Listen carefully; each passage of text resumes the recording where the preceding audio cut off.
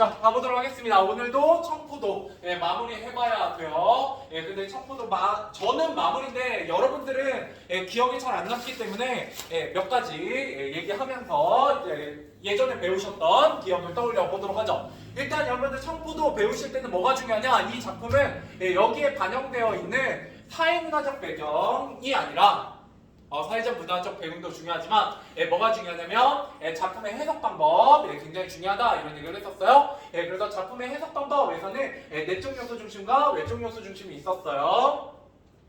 자, 그래서 이 중에서도 여러분들 청포도를 해석하기 위한 가장 중요한 해석 두 가지 정도는 알고 계시면 좋습니다. 하나는 시대 상황과 작가의 삶을 중심으로 해석하는 게 청포도에서 굉장히 중요합니다. 왜냐하면 이때 작가가 누구냐면 청포도를 쓴 사람이 바로 이육사라는 사람이고요. 참고로 이 이육사라는 이름은 예명이잖아요. 예명. 그래서 실제로 죄수번호고 그 죄수는 누구한테 부여받은 거냐면 일제강점기 독립운동을 하다가 감옥에 가서 받은 번호입니다. 그 다음에 시대 상황 같은 경우는 일제강점기였잖아요. 그래서 이런 것들을 가지고 해석하는 경우가 바로 작품 밖에 있는 요소를 중심으로 해석하는 외적 요소 중심의 세 가지 중에 두 가지에 해당이 됩니다. 그래서 이 청포도라는 시는요 그냥 배우면 여러분들이 대체 이게 뭘 얘기하고 싶은지 잘 이해가 안 됩니다. 그런데 시대를 반영하거나 작가의 삶, 즉 독립운동가로서의 작가의 삶을 반영해서 읽게 되면 이 청포도가 무엇을 얘기하고 싶은지 좀 더 이해할 수 있다는 부분이 있어요. 그래서 이 부분이 굉장히 정말 중요하고요. 그 다음에 또 시험에 잘 나오는 건 내적 요소 중심입니다. 제가 내적 요소 중심은 작품 그 자체로 해석하는 거다 이런 얘기를 했었고요. 거기에는 작품의 소재, 여기서는 어떤 청포도, 그죠? 혹은 손님, 이런 시어의 의미나 아니면 구조, 아니면 표현법, 표현법 같은 경우는 여기서 뭐가 쓰이고 있냐라고 얘기하면 뭐 의인법이나 그 정도밖에 없네요. 크게 색채대비나 뭐 의인법이나 아니면 가정법이나 뭐 이런 것들 좀 쓰이고 있거든요. 이런 것들을 중심으로 이해하는 것이 바로 내적 요소 중심이고, 이 내적 요소 중심으로 해석하게 되면 작품 안에 담아져 있는 우리가 볼 수 있는 정보를 바탕으로 작품을 해석하게 되기 때문에 우리가 이런 걸 뭐라고 부르냐? 절대론이라고 불렀었습니다. 절대로 바뀌지 않는 작품 그 자체의 정보를 바탕으로 우리가 작품을 해석하자 뭐 이런 얘기를 했었어요. 그 다음에 시대 상황, 작가의 삶 이런 거는 우리가 뭐라고 불렀냐면 시대 상황은 작품에 반영되어 있다라고 해서 반영론이라고 불렀고요. 작가의 삶 중심은 표현론. 작가는 작품을 표현하는 사람이다. 뭐 이런 얘기를 했었습니다. 그래서 특히 중앙중 같은 경우는 이렇게 좀 말이 어렵게 나오는 경우가 많기 때문에 좀 기억해 두시고, 혹시 학교 선생님이 내적 요소 중심, 시대 상황 중심, 작가의 삶 중심 뭐 이렇게 얘기 안 하시고 이렇게 한자로 얘기하게 되시면 이게 시험에 나옵니다. 근데 여러분들은 알고 계시면 좋다고요. 어차피 고등학교 1학년 올라가시면 굉장히 중요하게 다루는 이론이다. 이런 얘기예요. 자, 그러고 나서 청포도로 오면 여러분 어차피 앞에 내용 잘 기억이 안 남아 있을 테니까요. 빠르게 좀 치고 해보도록 하겠습니다. 자, 혹시 비슷한 내용이 안 써져 있으면 뜨시면 좋아요. 자, 내고장 7월은 이때 7월이라는 건 어떤 시기냐면 가장 생명력이 많은 시기입니다. 때입니다. 때. 시기예요. 그렇기 때문에 이게 7월이 지금이잖아요. 가장 생명력 넘치는 여름에 들어가는 때입니다. 그러면 왜 이때가 원래 7월이 생명력이 넘친다라고 얘기하냐면요. 여러분 모내기를 언제 하는지 알아요? 6월달부터 시작해요. 6월달부터 생각보다 늦게 하거든요. 그 농촌에 사시는 분은 아실 거예요. 막 3월, 4월에 우리가 벼 농사를 시작할 것 같지만 실제로는 5월, 6월에 보리 농사가 끝나고 나서 거기에다 이제 모내기를 시작하거든요. 장마 오기 전에. 그러고 나면 그 모를 심고 나면 7월, 8월에 이제 비가 내려 장마가 오거든요. 그러고 나면 하루가 다르게 굉장히 벼가 쑥쑥 자라요. 비 오고 나면. 물론 풀도 자랍니다만. 그래서 굉장히 생명력 넘칠 때다 이렇게 보시면 되겠고요. 그 내 고장에서 청포도가 익어간다 라고 얘기하고 있어요. 이때 청포도는 뭐를 의미한다? 크게 두 가지로 기억하시면 됩니다. 평화나 풍요를 상징한다? 뭐 이런 얘기를 제가 지난 시간에 드린 적이 있고요. 특히 포도라는 건 동서양을 막론하고 원래부터 풍요를 상징합니다. 왜냐면 하나의 가지에 굉장히 많은 알들이 포도알들이 맺히기 때문이죠. 그렇게 보시면 돼요. 근데 이 청포도에 대해서 여기 이연에 나와 있어요. 청포도에 뭐가 담겨 있냐? 청포도가 열릴 때 크게 두 가지가 담겨 있습니다. 하나는 전설이고요. 하나는 하늘이 담겨 있어요. 거기에. 이건 지난 시간에 영상도 안 보시고 하신 분들을 위해서 잠깐 복습하는 거고요. 기존의 수업을 다 참여하셨어도 아마 청포도는 조금 애매한 부분이 있어서 얘기 한 번 더 해드리는 겁니다. 자, 이 마을에 전설이 담겨 있다라는 건 뭐냐면 이때 이 마을은 고장이죠. 그죠? 고장이에요. 그러면 이 고장이란 건 뭐냐? 나중에 얘기하겠지만 시대 상황을 반영하거나 작가의 어떤 삶을 반영했을 때 이게 바로 조선입니다. 조선이라고 해석하시면 돼요. 우리네 고향, 우리 민족의 고장이라고 생각하시면 되겠고요. 그 마을에 전설이 주저질 열린다라는 건 뭐냐면 이 전설이라는 건 시간적으로 언제에 대한 얘기예요? 과거, 현재, 미래 중에 전설은 과거에 대한 얘기입니다. 그죠? 그러니까 이때 전설이라는 건 원래 우리 마을이, 우리 고장이, 우리 조선이 그 과거에 찬란했던 시절 같은 걸 얘기합니다. 그러니까 풍요롭고 평화로웠던 그 과거를 의미한다라고 보시면 돼요. 그 과거가 청포도에 담겨있다 이렇게 생각하시면 되겠고요. 그 다음에 주저리 같은 경우는 이제 음성상징어 쓰여 있고요. 알라리 같은 경우도 약간 음성상징어까지는 아닌데 열매가 맺히는 모양이죠. 열매가 맺히는 모양. 여러분 이거는 제가 교과서 위주로 하는 게 아니라 여러분들에게 좀 더 이해를 돕기 위해서 살을 많이 붙이는 거예요. 그래서 안 써져 있는 것만 좀 쓰시면 됩니다. 자, 그러면 이때 하늘도 들어와 박혀있다라는 건 뭐냐면 청포도가 열렸는데 그 청포도의 매끄러운 표면에 뭐가 비친다는 거예요? 하늘이 반사된다는 겁니다. 그걸 하늘이 들어와 박혀있다라고 표현하고 있는 거고요. 이때 하늘은 꿈꾸는 거예요. 화자가 꿈꾸는 대상입니다. 이때 꿈꾼다라는 건 뭐냐면 이게 바로 이상이에요. 꿈입니다. 뭐 희망 뭐 이런 걸 의미하기도 해요.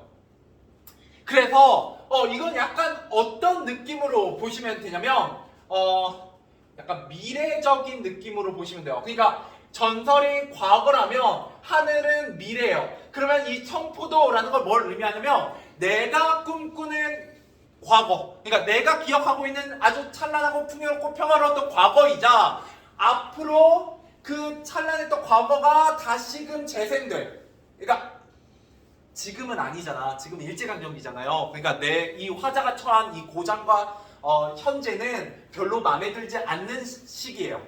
여기까지 이해되세요? 그런데 과거엔 그렇지 않았잖아요. 그렇기 때문에 그 과거의 모습이 앞으로 다시금 재현될 거라고 믿고 있는 거예요. 소망하고 있는 겁니다. 언제? 손님이 오는 그날.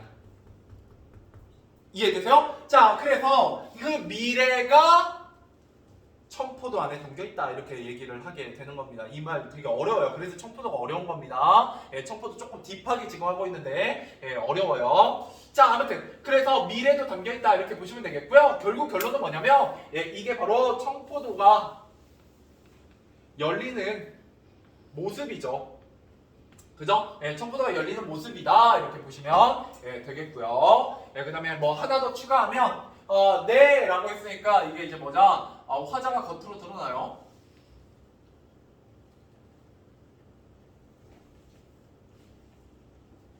그죠? 자, 그래서 처음에 지금 현재 청포도가 익어가는 시절이다 라고 얘기하면서 앞으로 손님이 오면 청포도를 따먹을 그날을 기다리고 있는 화자는, 그죠? 청포도가 열리는 그 모습을 이연해서 표현하고 있는 거고요. 그 청포도가 열리는 모습을 통해서 뭘 얘기하고 있냐, 우리 조선 혹은 내가 살았던 혹은 들었던 찬란했던 시절과 그리고 앞으로 다시금 찬란한 미래, 얘기하고 있다 이렇게 보시면 됩니다. 참고로 지금 이 설명 방법은 중학교용 설명 방법은 아니고요. 이건 약간 고등학교 수준의 설명 방법이에요. 그래서 조금 여러분들에게 정보가 많이 가고 있는 건 사실인데 이렇게 한 번만 제대로 해놓으시면 청포도가 오히려 좀 헷갈릴 일이 적기 때문에 제가 지금 중학교 교재에는 이거의 반의 반밖에 없어요. 정보가. 왜냐면 굳이 여기까지 필요가 없거든요. 여기 너무 딥해. 근데 이렇게 알려드린 이유는 이 정보가 생략되어 있으면 대체 청포도가 왜 이런 의미를 담고 있는지 여러분 나중에 좀 헷갈려해요. 단순 암기로만 공부하기 때문에. 그래서 조금 오늘 각 잡은 김에 하고 있습니다. 자, 사면 가보도록 하겠습니다. 자, 그래서 하늘 및 푸른 바다가 가슴을 열고 라고 얘기하고 있어요. 이때 이제 바다를 그저 가슴을 연다 라고 표현하면서 의인법이 사용되고 있고요. 애초에 푸른색이라는 건 계속해서 뭐가 쓰이고 있기 때문에 평화와 풍요의 상징으로서 쓰이고 있기 때문에 이 푸른 바다가 가슴을 열고 흰 돛담배가 곱게 밀려서 오면 조건이죠? if절이잖아요? 지금 일어난 일이다 안 일어난 일이다? 안 일어난 일이에요. 앞으로 미래의 어느 날 일어날 일이죠. 그죠? 이건 미래에 대한 가정이에요. 그리고 나의 소망이죠. 무슨 소망을 얘기하고 있냐? 손님이 올 그날 미래에 대한 얘기를 하고 있는 겁니다. 그러니까 손님이 언제 올 거냐? 뭐를 타고 올 거냐? 흰 돛담배를 타고 푸른 바다를 건너서 올 거란 얘기예요.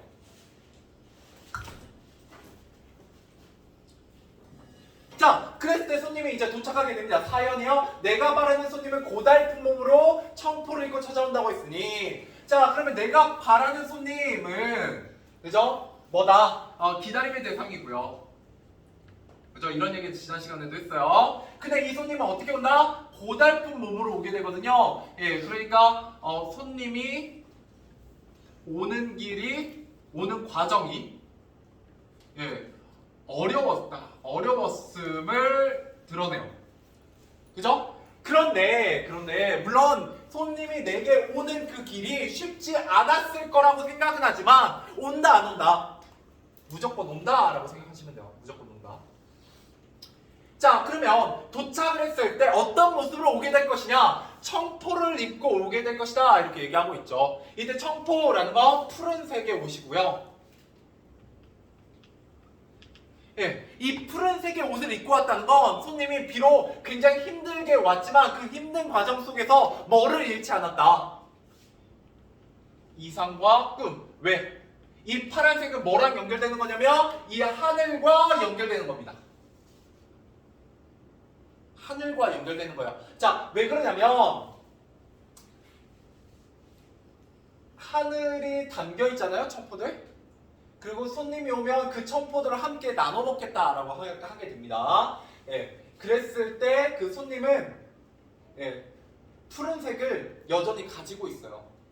뭐한 과정 속에서도 고달픈 몸의 어떤 힘든 과정을 헤쳐서 나에게 오면서도 이런 이상한 꿈을 잃지 않았다라는 걸 보여줍니다.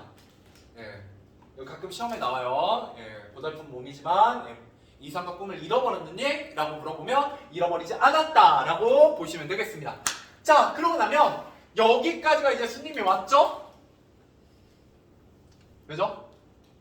이거 이제 손님이 오는 모습이고요. 손님이 오는 모습이고 언제 일어날 일이요? 미래에 일어날 일이에요. 내가 소망하는 장면이죠. 그죠? 자, 그러고 나면 이 다음 마지막 3연, 4연, 5연, 6연은 뭐에 대한 얘기냐? 손님이 이렇게 도착했을 때 내가 손님에게 할 장면들이야. 할 모습들입니다. 자, 어떤 걸 할 거냐? 나는 그를 맞아 이 포도를 따먹을 거예요. 이게 결국은 내가 궁극적으로 하고자 하는 겁니다. 내가 손님이 오는 그날 뭘 하고 싶냐? 이 청포도를 따먹고 싶어요. 손님과 함께. 손님에게 대접해주고 싶다라는 거죠. 이때 청포도는 뭐라고요? 전설과 하늘이 담겨있는 청포도예요. 역시 뭔 말인지 하나도 모르겠죠? 자, 그 다음 두 손을 한뻑 적셔도 좋으련이라고 얘기하고 있어요. 이때 두 손을 한뻑 적신다라는 건 뭐다? 내 손에 물을 묻힌다라는 행위는 그 사람을 향한 헌신과 사랑, 희생 이런 것들을 의미합니다. 이런 것들을 의미해요.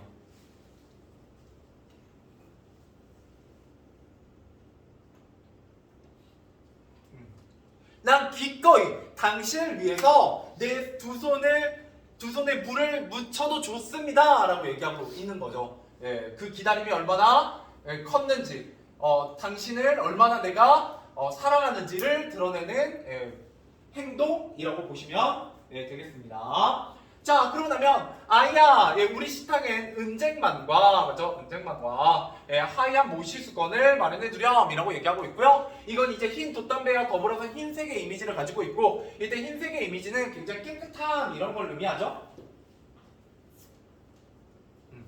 깨끗함 이런 걸 의미하고, 정성 이런 걸 의미해요.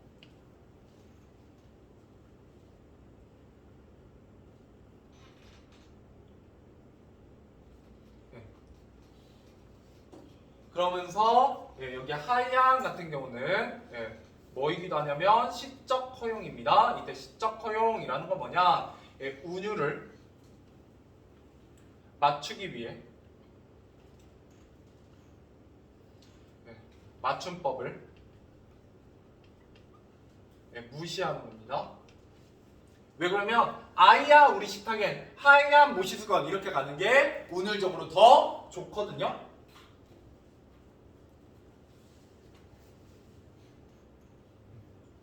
그래서 여러분들 이렇게 좀 기억하시면 좋습니다. 이건 크게 세 파트로 나눠서 기억하시면 좋아요. 첫 번째 파트 뭐에 대한 얘기하고 있다?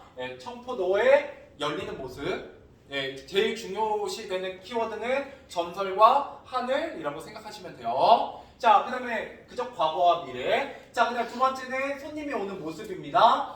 손님은 어떻게 온다고요? 고달픈 몸으로 오지만 청포를 입고 온다고요. 이게 두 번째 포인트고요. 마지막 세 번째 포인트, 손님이 도착했을 때 나의 태도입니다. 나는 어떤 태도를 보일 거냐? 크게 두 가지 태도를 엿볼 수가 있습니다. 하나는 두 손을 흠뻑 적셔도 좋으련이라는 부분에서 헌신적 태도를 엿볼 수 있고요. 두 번째, 은쟁반과 하얀 모시수건에 청포도를 대접해준다라는 말을 통해서 정성을 드러낸다 이렇게 보시면 되겠습니다.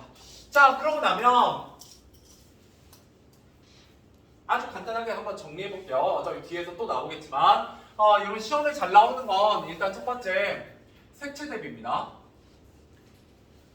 그래서 푸른색과 흰색의 대비가 이루어지고 있고요. 보고 쓰셔도 나중에 상관없어요. 자, 푸른색에는 크게 네 가지 키워드가 들어갑니다. 첫 번째 키워드는 청포도고요. 그 다음에 하늘이고요. 그 다음에 푸른 바다, 푸른 바다. 그 다음에 청포. 시험에 기출된 적이 있습니다. 중학교는 원래 고등학교만 가도 이런 게 기출이 안 되는데 이 네 가지를 써라라는 게 단답형 기출 문제로 나온 적이 있습니다. 자, 그 다음에 흰색은 크게 세 가지가 있습니다. 돛담배 있고요. 흰 돛담배. 그 다음에 은쟁반과 하얀 모시수건. 이렇게 세 가지가 존재하고 있습니다. 자, 그랬을 때 푸른색은 뭘 의미한다? 평화, 풍요, 이상, 꿈 이런 것들을 의미하고요. 흰색은 뭘 의미하냐? 순수, 헌신은 좀 그렇고 정성 이런 것들을 의미한다 이렇게 보시면 되겠어요. 깨끗한 이미지 이렇게 보시면 되겠고, 자, 그러면 이제 좀 정리해 보도록 합시다.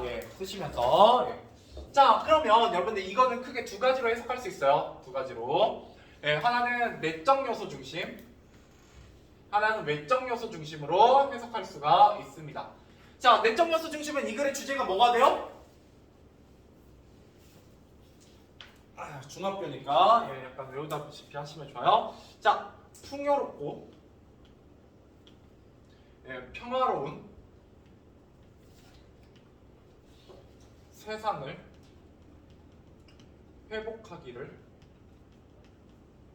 회복하기 바라는 간절한 소망. 자, 좀 긴데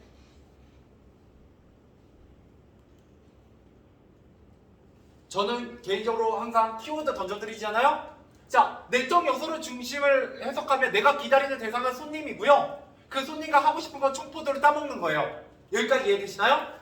네, 그러고 나면 그 청포도를 따먹는 손님이 도착하는 그 미래는 전설, 그 과거에 아름다웠던 우리 고장이 다시 회복된 겁니다.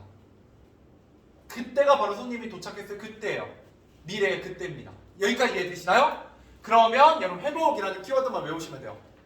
뭘 회복하고 싶은 거예요? 평화와 풍요로웠던 과거를 회복하고 싶은 거죠. 근데 회복됐어요? 안 됐어요? 아직? 안 됐으니까 내가 소망하고 있는 거죠. 이해되시나요?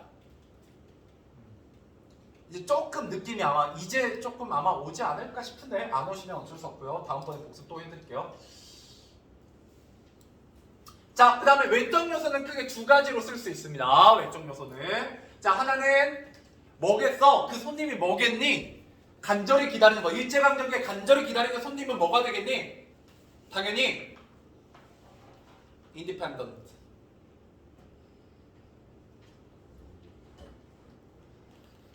이러지 마. 여러분 이제 고등학교 영어도 하고 수학도 한다면서 뭐야? 미국의 가장 큰 명절 인디펜던트 데이잖아요. 그건 땡스기븐 데이고요. 읽어야지. 자, 인디펜던트 독립입니다. 자, 그래서 광복을 염원하는 마음입니다. 그러면 이때 내가 간절히 기다리는 손님은 뭐가 돼요? 광복이 되죠. 이해되시나요? 이건 좀 쉽죠? 이렇게 해석하는 건. 그래서 이건 뭘로 한 거예요? 외적 요소 중심에서도 작가와 시대를 반영했을 때 이렇게 됩니다. 작가 중심 관점이거나 시대 중심 관점일 때 광복을 염원하는 마음이라고 해석하게 돼요. 여기까지 이해되시나요?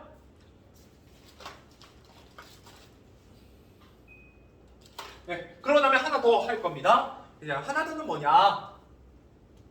기다림의 자세입니다.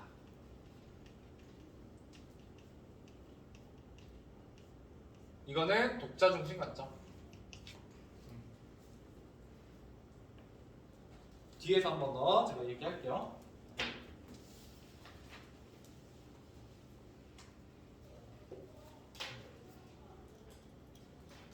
그리고 공간이 있으면 하나만 더 적죠. 얘는 빨간색은 중요해서 빨간색이 아니라요. 쪽 부분 지으려고요, 그냥. 그걸 파란색이 점점 안 나오고 있어가지고. 자, 그러고 나면 여기에 플러스 알파로, 여기까지가 이제 여러분들 교과서에 실려 있고요. 여거는 학습 활동에 실려 있어요. 그러니까 교과서 내용이긴 한데, 약간 외적으로 실려 있는 거. 자, 작가 중심 관점 했을 때 작가는요 이육사라는 사람이고 독립운동을 했던 사람이에요. 그러니까 손님은 광복으로 해석할 수 있지만 뭘로도 해석할 수 있다. 독립운동가로 해석할 수도 있습니다. 독립운동가. 손님을 독립운동가라고 해석할 수 있어요. 근데 이 독립운동가로 해석하면 주제는 뭐가 돼요? 주제는 똑같이 이렇게 돼요. 주제는 똑같이 광복을 염원하는 마음이 듭니다. 그런데 키워드를 왜 따로 잡느냐? 광복을 염원하는 마음이다 라고 해석하는 수도 있고요. 손님을 광복이라고 해석하는 경우가 있고 손님을 독립운동가로 해석하는 경우도 있어요. 그리고 이 독립운동가라고 해석하게 되면 뭐 중심 관점이 될 확률이 높냐면 이거는 완벽하게 작가 중심 관점입니다.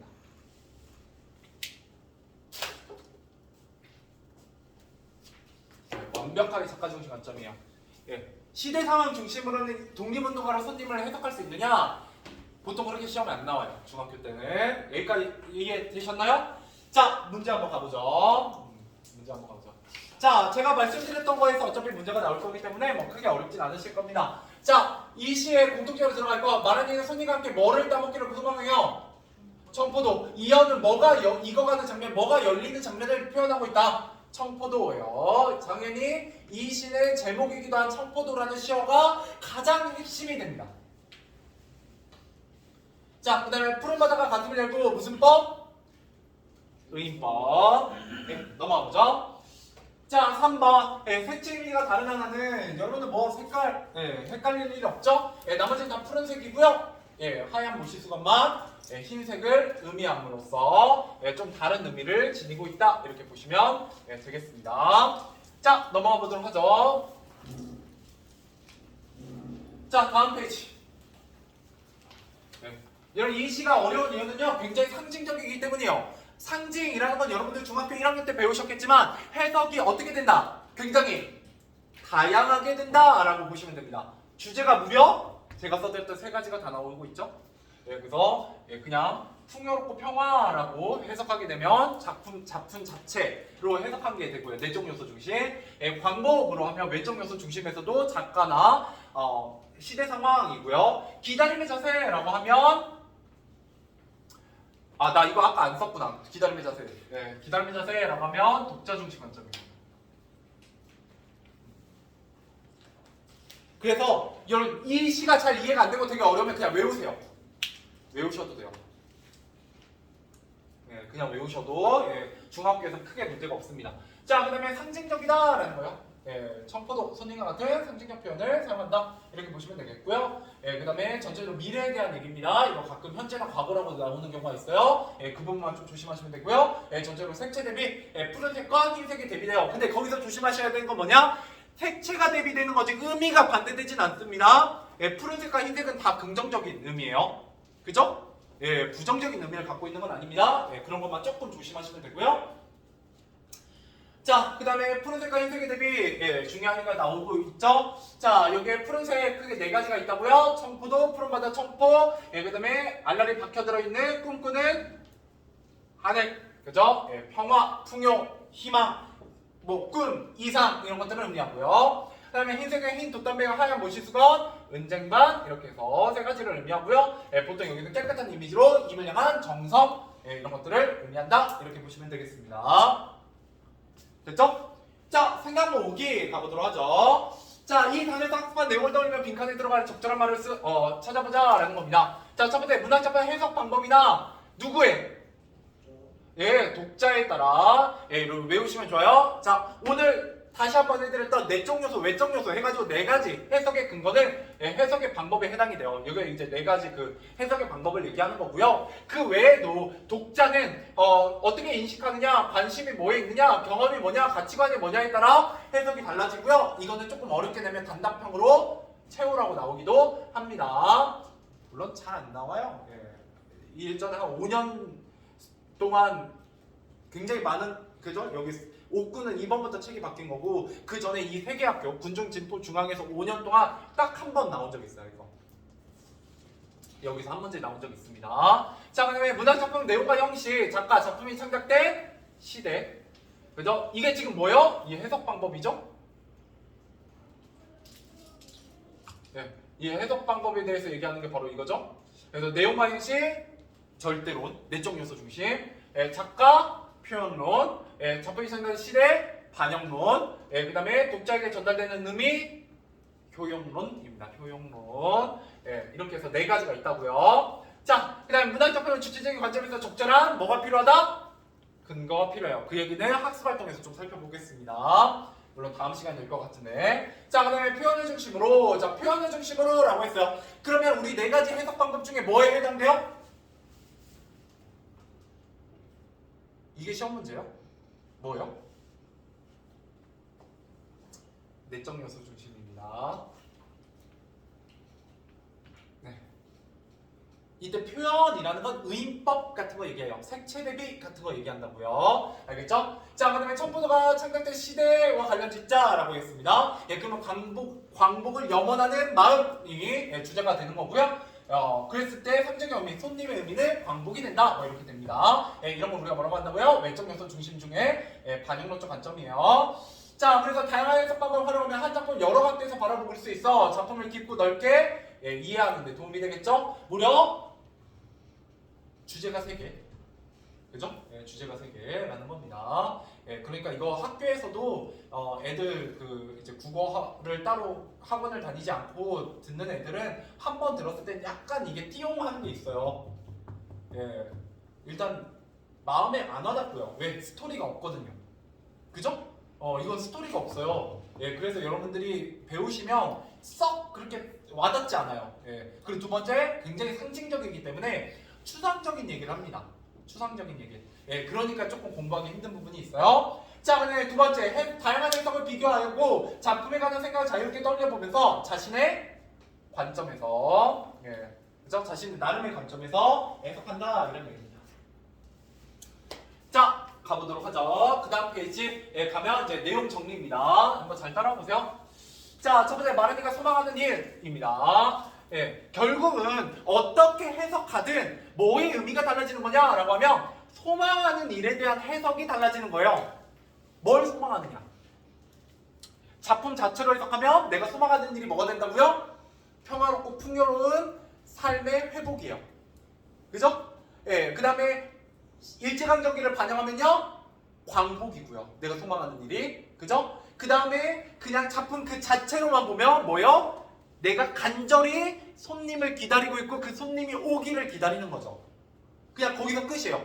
작품 자체는. 예, 이렇게 해석이 달라지게 된다는 겁니다. 결국 손님이 찾아오길 바라는 거고, 예, 청포도랑 함께 따먹고 싶어 하는 거죠.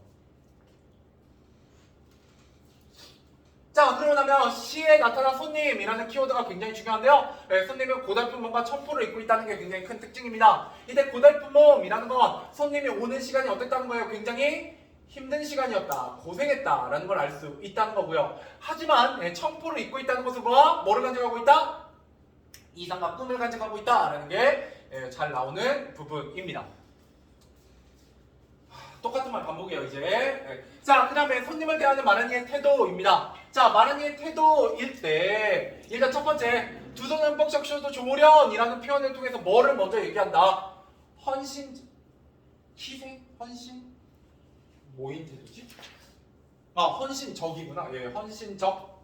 여러분, 여기가 헌신이에요? 무슨 말이냐면 여기 마지막 연애 헌신이라는 키워드를 넣어놓으면 틀린다고요. 하나만 더 할게요. 자, 그 다음에 여기 은쟁반과 모시수가 나오면 뭐예요? 정성이에요. 이거 바꾸면 안 됩니다. 비슷해 보이지만 바꿔서 시험에 잘 나와요. 어렵게 낼 때 여기까지 하죠.